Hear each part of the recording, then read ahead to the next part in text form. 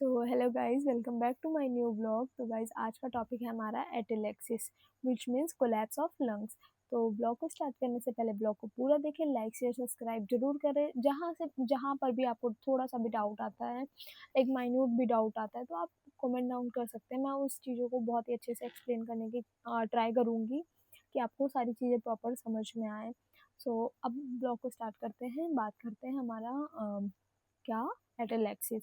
एटेलेक्सिस क्या होता है हमारा? बेसिकली म्यूकस प्लग जो होता है हमारा, मैंने आपको बताया था प्रीवियस वीडियोस में कि म्यूकस होता है, म्यूकस का सिक्रेशन होता है हमारे। तो अब हम पहले स्टार्टिंग करते हैं सॉरी एटेलेक्सिस। एटेलेक्सिस में क्या होता है हमारा? बेसिकली एल्वोलाई जो होती है वो कोलैप्स हो जाती है वहाँ पर।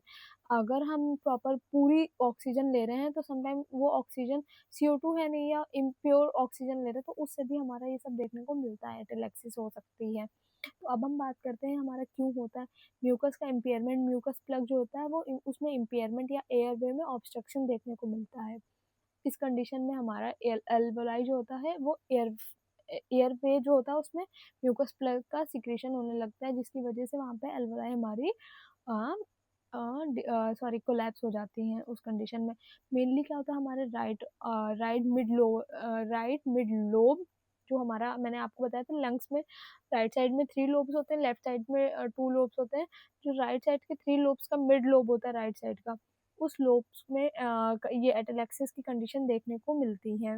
अगर हम बात करते हैं इनके लाइक इटियोलॉजिकल फैक्टर के बारे में, तो इनका इटियोलॉजिकल फैक्टर कुछ इस तरीके से होता है, लाइक एयरवे हमारा ऑब्स्ट्रक्ट हो गया, या कोई भी ट्यूमर प्रेजेंट हो रहा है, या लाइक प्योर हमने ऑक्सीजन इनहेल कर ली है, या कुछ भी मतलब लाइक रिस्पायरेटरी डिसऑर्डर से रिलेटेड। इसलिए क्या होता है हमारा ओपन हार्ट सर्जरी होता है, उसमें भी जो चेस्ट बाइंडर होता है उसमें भी हमारा ये देखने को मिलता है कि एटेलेक्सिस की कंडीशन आ गई है, या रिब फ्रैक्चर हुआ या कुछ भी हुआ, तो उस कंडीशन में एटेलेक्सिस की कंडीशन आ जाती है। अगर हम इसके मोस्ट कॉमन टियोलॉजिकल की बात करें तो हमारा जो क्या बोलते हैं ओपन हार्ट सर्जरी होती है, उसमें ये मोस्ट कॉमन होता है कि उसमें चांसेस ज़्यादा होती है हमारे लंग कोलैप्स करने की। अब हम बात करते हैं इसके साइन एंड सिम्टम्स क्या क्या हो सकते हैं। बेसिकली अगर हमारा मान लीजिए आपका लाइक चेस्ट, आपका सॉरी नहीं, जो भी पेशेंट होता है उनका चेस्ट कोलैप्स हो गया, तो दैट्स कंडीशन में क्या होता है कि प्रॉपर वो ब्रीथिंग डिफिकल्टी होगी, डिमिनिश ब्रेथ साउंड, उसका ब्रेथ साउंड जो होता है वो बिल्कुल भाई वो कोलैप्स हो चुका, वो ऑर्गन ही खत्म हो चुका है, तो वहाँ पे ब्रेथ साउंड जो साउंड आ रही थी वो भी बिल्कुल डिमिनिश हो जाएगी। हाइपोक्सिया की कंडीशन होगी। हाइपोक्सिया विच मीन्स मैंने आपको बताया था टिप पर आपका ब्लू कलर का डिस्कलरेशन देखने को मिलेगा। वहाँ पे प्रॉपर हमारी ऑक्सीजन या CO2 नहीं पहुँच पाएगी, जिसकी वजह से हमारा प्रोसेस नहीं हो पाएगा और हमारा साइनोसिस की कंडीशन देखने को मिलेगी। क्रैकल साउंड आएंगे, पेशेंट को crackle sound like high Beijing of sound देखने को मिलेगा। जो चेस्ट का एक्सपेंशन होगा वो डिक्रीज होगा। क्यों डिक्रीज होगा? क्योंकि भाई चेस्ट तो वहाँ पे कोलैप्स हो चुका है ना उस कंडीशन में, तो उस कंडीशन में क्या होगा हमारा चेस्ट का कंप्रेशन तेज देखने को मिले, हाइपोक्सीमिया की कंडीशन आ जाएगी। पेशेंट प्रॉपरली एयरवे, भाई जब ऑर्गन ही वो खत्म हो चुका है तो वहाँ पे कोई भी फंक्शनल चीज़ें नहीं हो पाएंगी। ये सारे सिम्टम्स देखने को मिलेगा। पेशेंट को ब्रीथिंग डिफिकल्टी बहुत माइनर न्यूज से होगी कि ब्रीथिंग डिफिकल्टी भी हो रही है। साइन एंड सिम्टम्स में ब्लूइश कलर का डिस्कलरेशन, साइनोसिस देखने को मिलेगा, डिमिनिश ब्रेथ साउंड देखने को तो ज़रूर मिलेगा अगर पेशेंट इसका एडोलेक्सिस का है तो। अब हम बात करते हैं अब हम बात करते हैं कि हमारा क्या क्या डायग्नोस्टिक एवोल्यूशन होगा।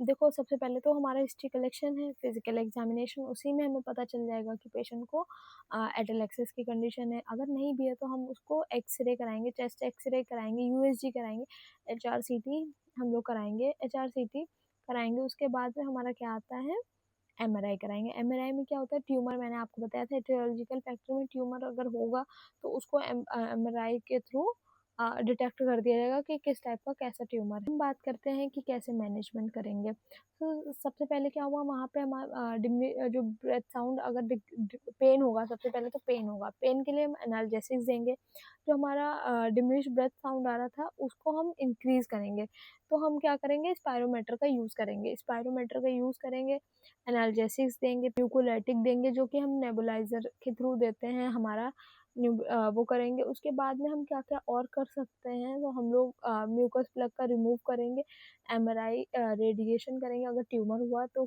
कीमोथेरेपी और रेडिएशन की थेरेपी से हम पेशेंट को क्योर करेंगे कि होप सो वो उस चीज़ से लाइक प्रिवेंट हो सके, सारी चीज़ें हैं। और अगर हम बात करें नर्सिंग रिस्पॉन्सिबिलिटी की, तो बेसिकली क्या होता है, हमारा जो इसका पेशेंट है एटेलेक्सिस का, तो इस पेशेंट को सीवियर पेन हो सकता है, तो उसे हम प्रॉपर्ली पोजीशन देंगे, फॉलोअप के लिए बताएँगे कि हाँ, ये ट्रीटेबल है। आपने बहुत बार सुना होगा कि अ, उसका उसका लंग्स खत्म हो चुका, तो लंग्स खत्म हो चुका in the sense lungs collapse हो गया, व्हिच मीन्स क्या होता है, एक राइट का जो मिड लोब होता है वो खत्म हो चुका है।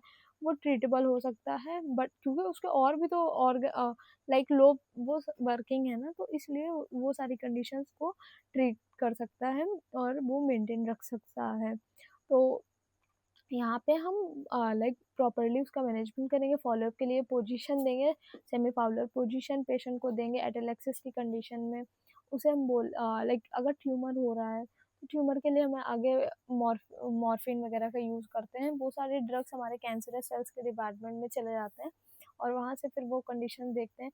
बट अगर हमें यहाँ पे प्रॉपर्ली सारी चीज़ों का नोट करना है, पेशेंट को डाइट वगैरह देनी है, लाइक स्पायरोमीटर का कैसे यूज़ करना है, ये सारे ईएफपी एफपी वैल्यूज़ को एक्सीरेटरी लाइक फोर्सफुली क्या क्या करना है, सारी चीज़ों को हमें प्रॉपर्ली बताना है कि आपको स्पायरोमेट्री यूज़ कैसे करना है, कितने टाइम में करना है।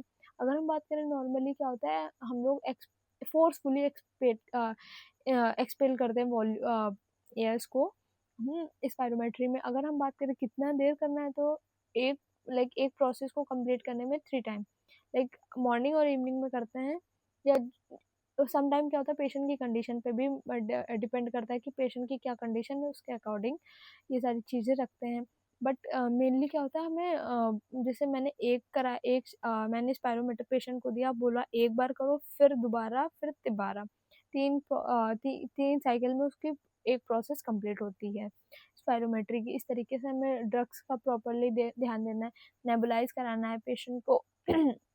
अभी मैं बात करती हूँ नेबुलाइज के लिए ड्रग्स क्या-क्या यूज़ करते हैं। तो मिक्स से उसे नेबुलाइज कराना होता है। समटाइम अगर लाइक एसिटिक फिनाइलिन या पीसीएम वगैरह के डोज़ को भी इंड्यूस करते हैं पेशेंट को कि उसे पेन ना हो। अगर पेन वगैरह की कॉम्प्लिकेशंस कर रहा है, उसे थोड़ा-सा आईपीआर पेशेंट से मेंटेन करके उसके लाइक सारी चीज़ों को बहुत अच्छे से पूछना, उसके बारे में बहुत अच्छे से केयर करना, ये सारी कंडीशंस इसमें आती हैं। और बाकी ये है कि एटेलेक्सिस का पेशेंट है, तो मेनली क्या होता है, बहुत ही नॉर्मल तो नहीं मैं बोलूँगी, बट हाँ, आप अच्छे से पेशेंट का ध्यान रखिए, सारी चीज़ें करिए, पेशेंट ट्रीट होता है, बहुत अच्छे से होता है। पेशेंट के साथ में प्रॉपर आईपीआर वगैरह मेंटेन करिए। और बाकी अभी हमारी जीएमसी के थ्रू पहले तो ये बताया प्रॉपर, ये ब्लॉग तो बहुत लाइक सारी चीज़ों का मैंने एक्सप्लेनेशन दिया है।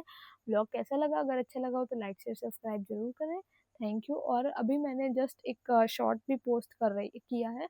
उसमें मैं आपको जीएमसी के थ्रू जो वैकेंसीज़ आउट हुई हैं, उसे भी आप उस शॉर्ट्स को चेकआउट कर सकते हैं। उसके थ्रू आप अगर एलिजिबल हैं और प्रॉपर्ली अगर सब कुछ है, तो आप फॉर्म फिल करके आप अपने एक्सपीरियंस को देख सकते हैं, आप अपना सिलेक्शन ले सकते हैं जीएमसी में। यूपी गवर्नमेंट की वैकेंसी है, परमानेंट वैकेंसी है, तो उसमें आप सारी चीज़ें देख सकते हैं। बाकी ब्लॉग कैसा लगा? अगर अच्छा लगा हो तो लाइक शेयर सब्सक्राइब ज़रूर करें। Thank you, bye bye.